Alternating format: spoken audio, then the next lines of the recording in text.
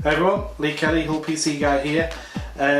Well, since part 1, the what build's finished, but I've noticed a couple of things that I'd like to change. The drain port, I've had a better idea, which I'm going to talk about later on. I've also got the second lot of parts for part 2, which is the GPU water cooling block.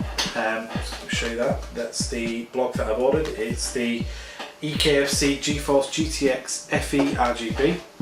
Just taking the top off so that I can at least open the box, have a look, show you before I do the parts. So in here I've got heat pads. So these are for putting on the different chips, and then a bag of bits with some more thermal paste. And then there's the main part, which is the actual block itself. This is actually heavier than I thought it would be, but this is a full face block, which will basically cover the full card and will cover the main GPU, memory chips, the VRMs, and make sure that they're all adequately cooled by the water. So there's the block there. As you can see, it's got the Perspex front. The water goes in through the top here, and then on the back you'll see all the C and seed area, where that's where the GPU is, the memory chips, VRMs. And then just off of the block is a 4-pin RGB, which I can connect up to the Aura Sync that I've already got. So what I did yesterday in preparation for this is I actually took apart the Star Wars Titan XP, the back plate. And what I'm going to be doing, and I'll try and take some videos of this as well, is I'll apply some